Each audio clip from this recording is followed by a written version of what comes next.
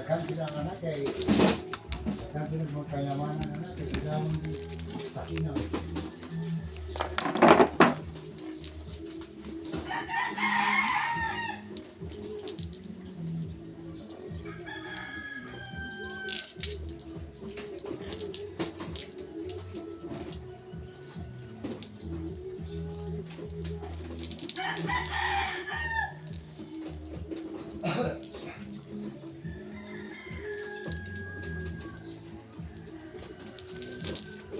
Hello, good morning sa lahat. Babalik na naman tayo sa ating YouTube channel. Meron akong ipapakita sa inyong mutya.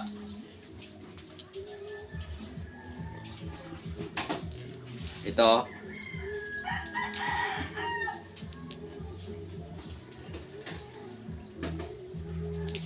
Batong lampasan po siya pero meron siyang guhit na ganun, oh. Tingnan nyo.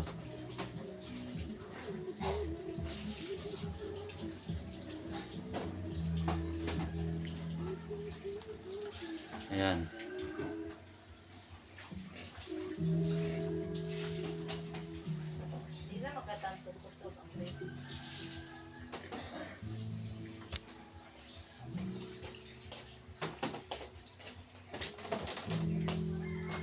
Yan. Ito po.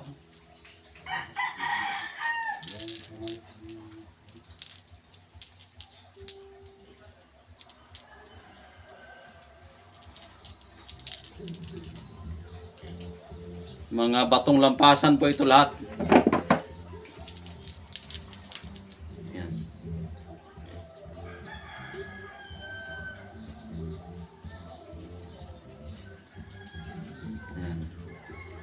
Sa nag-inquire po sa akin na mag-order ng batong lampasan,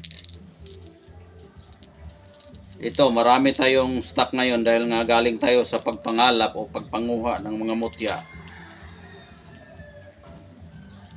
Ito po lahat. Pinapalimusan po namin ito. Pinapalimusan ko lang ito sa nangangailangan ng mutya ng batong lampasan. Ayan, o. Ng batong lampasan. Kung mag-order kayo, magkuha tayo isa. Ayan.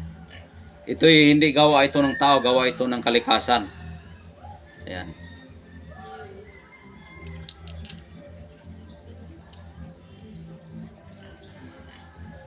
Ayan, ito rin ang maganda, oh.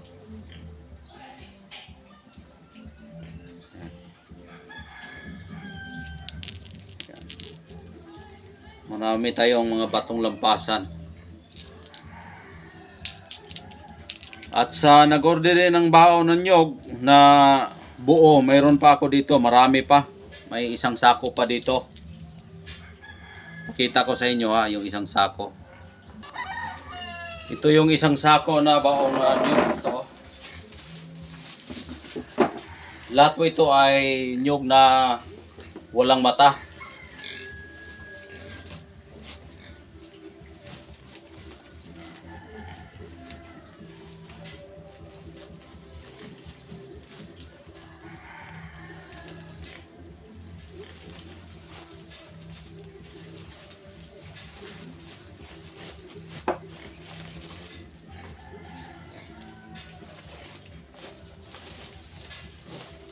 Ayan, o.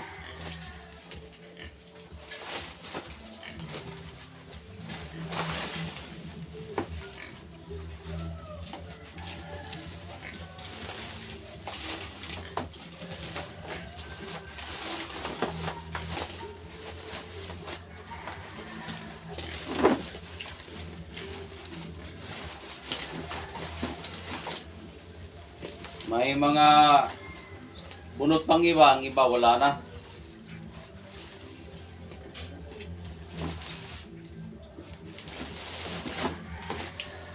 Ito.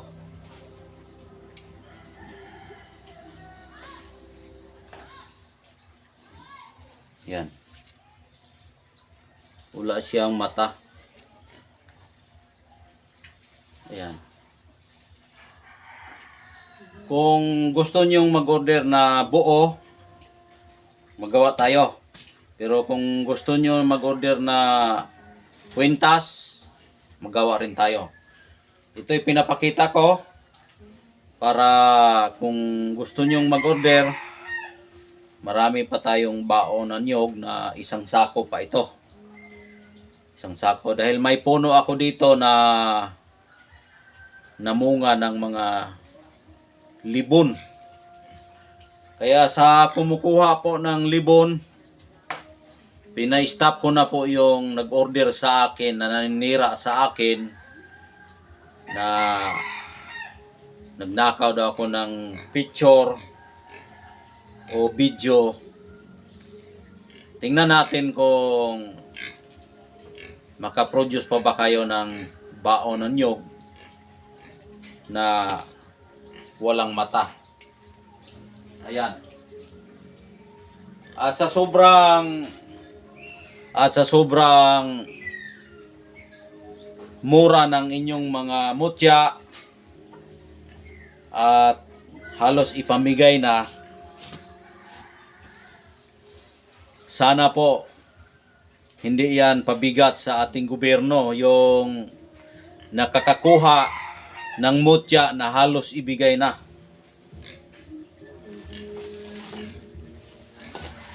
Sana po na walang rebelde na mabigyan. Dahil bawat kilos at bawat bigay ko sa aking mutya, hindi pira ang hinabol ko, kundi yung kalidad ng tao, kung ano siya. Dahil pinag-iingatan ko po ang makakuha ng mutya na ginagawa po sa kalukuhan. Kaya yung aking mga mutya may kamahalan at halos na hindi mabili ng tao dahil sobrang mahal yung aking mutya. Sa nagbinta ng mutya, bawat set na halos ibigay na po yung bakos. Ito for example, no? Ito yung bakos, uhos. Kung bumili kayo na diretso-diretso lang,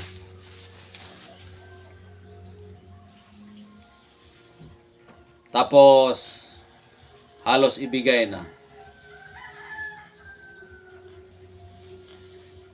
ang nakabili ay masama, ano ang mangyayari? Dagdag tayo sa trabaho ng mga pulis at mga sundalo na maghahabulan sa bukid dahil yung nakabili ay rebelde pala. Kaya yung aking mutya mahal, pero hindi gaano kamahal. Mura lang yan sa akin. Mura lang yan. Hindi yan mahal. Kung kailangan nyo talaga, hindi yan mahal.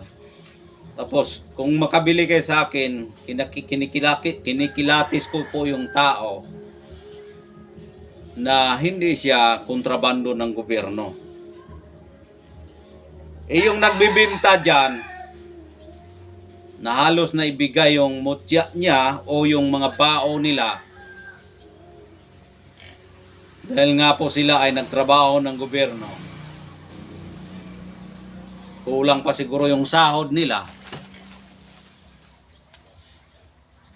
o nagbigay lang siguro sila na utos na magrebilde kayo kasi meron akong agimat para maglasi kayo ng lagim dyan sa bundok papuntang siyudad. Kaya ipamigay na lang. At sa mga grupo-grupo naman dyan na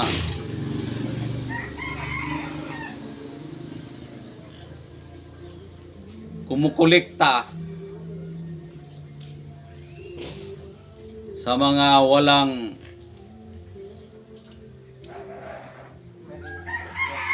kilatis na pagbigyan, yung walang kilates na pagbigyan, na diretso-diretso lang yung pagbigay. Dahil nga ang habol nga ay pera, kaya nagkagulo-gulo na yung ating kabundukan. Dahil ang nakakakuha ay mga rebelde. Diba? Mga rebelde karamihan nakakuha. Tapos lahat ng gumagamit, mga sibilyan na mga agimat na sobrang pamigay na. Ano ang mangyayari?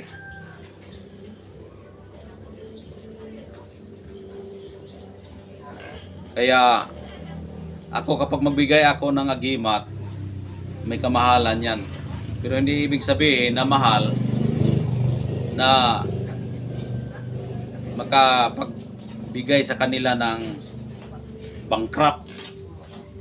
Yung mahal na nagbibigay sa kanila ng disiplina sa kanilang pagdadala ng mutya. Kaya nga marami tayong rebelde ngayon dahil nga po halos ipamigay na natin yung ating agimat at nagtatrabaho pa naman sila ng gobyerno at sadlay nila yung mga pag-aanting. Kailangan kung magbigay kayo, kilatisin nyo yung muna yung tao na binibigyan ninyo na hindi pabigat sa inyong trabaho. O di sinadya nyo lang siguro yan dahil sa kulang yung pera at ako ang pinagpabalikan ninyo. Lahat ng mga videos ko ninakaw ninyo. Pero okay lang yon. Hindi naman ako humahabol, hindi ko magagalit. Dahil hindi naman ako balak na yumaman. Yung sa akin lang na magbigay naman kayo ng disiplina sa inyong gamit. Hindi basta-basta lang meron kayo. Meron nga nag-issue na mga host. Ito yung price. Ito yung price. Tapos yung nakabili, ito mura. Ito na siguro. Tapos pagdating sa bahay, sinukat niya yung baywang dito. Hindi nagkatakdo sa kanilang baywang. Ito yung baywang. Ito no. Bigyan nyo, magbigay ako sa inyo sample. Ito yung baywang, kailangan kung magamit yan ng hose, kailangan sintro yan sa baywang. Ayan yung baywang, sintro yan. Para yung gamit, tatalab yan sa magtatangan. Okay lang kung kumuha kayo ng mura. Total, mura naman yan. Di ba? Pero sa akin, stricto talaga ako kung kayo ang mag-order. Kasi hindi rin ako gumawa kapag walang order. Kaya kung wala kayong talino magbili sa mga bukot-bukot na mga antingero, hayaan ko kayo. Basta pagdating ng panahon, yung binili ninyo, itapon lang ninyo yan. Itapon lang ninyo yan. Pero kapag kayo makabili sa akin, habang buhay mo yan dalhin. Dahil meron yang mga basbas na galing yan sa Diyos. Ganito kasi yan, kung magbili kayo ng hose, porket merong mga display dyan, ito mura, may mga promo. Tapos iyan, may mga general pa yung ginagamit sa mga kumbate dyan. Nako, huwag kayong maniwala dyan. Dahil kung tunay kang may panindigan sa iyong pagbibili, kailangan may utak ka rin. Hindi basta-basta't lang bumili ka, ito'y mura. Tapos, babalik sa'yo yung karma ng iyong pagbili dahil hindi mo alam kung ano ang kanilang nilalaman yan.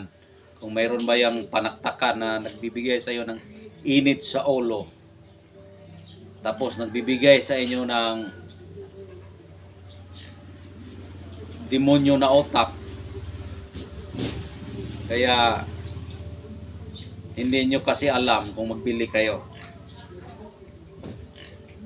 Kaya kung magbili kayo, kailangan na sakto ang tao na yung pinagbilhan.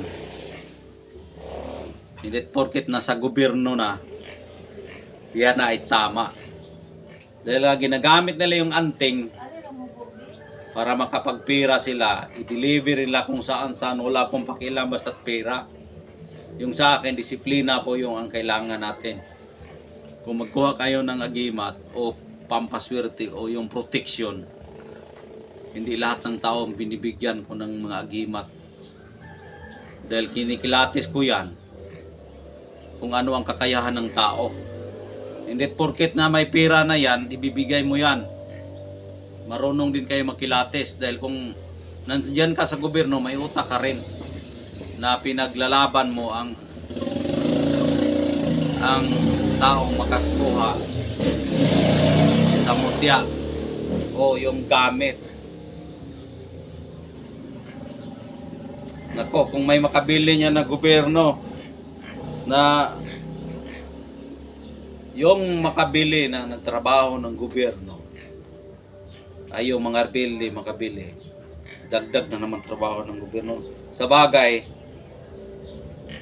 yan siguro nagpo-promote sa inyo, no, may magre-rebelde, di ba?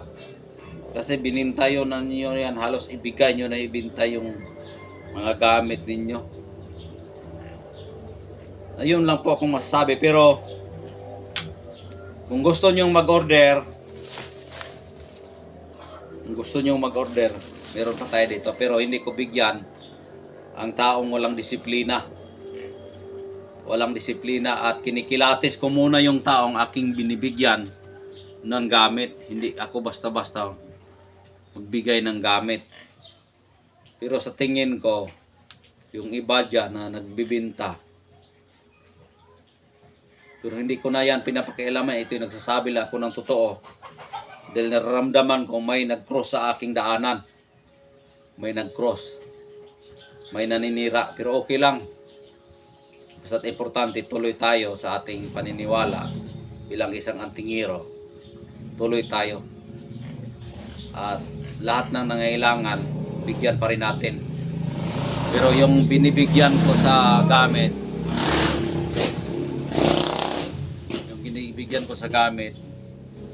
may mga disiplina yan lahat. At malalaman ko yung tao na para sa akin. Dahil malalaman ko rin yung tao na hindi para sa akin. Ayan lang po kung masasabi. Kung gusto nyong magpagawa ng gamit, kailangan, kung host ang i-order niyo, kailangan sukat yan sa baywang. Hindi yung display basihan, hindi display ang basihan. Kailangan sukat sa baywang. Sukat sa baywang. Porket mayroon nagdi-display, nagbibinta ng host, tapos hindi nyo sinukat sa baywang ninyo, tapos yung pangalan pa ninyo, yung binyag ninyo, hindi nakasukat sa espiritu sa gamit. Sayang lang yung pangbili nyo, itapon na nyo lang dahil walang bisa yan. Walang bisa. Kaya yan lang po ang aking masasabi. At sa lahat na po ng mga antingeros, kailangan magbigay kayo ng disiplina sa inyong gamit, na yung makabili po ay tunay po na lumalaban sa ating bansa, hindi yung rebelde. Dahil kapag rebelde po ang makabili, dagdag trabaho yan. Ayan lang po ang aking masasabi. Maraming salamat. Bye bye. God bless po yung lahat. Ingat po kayo palagi.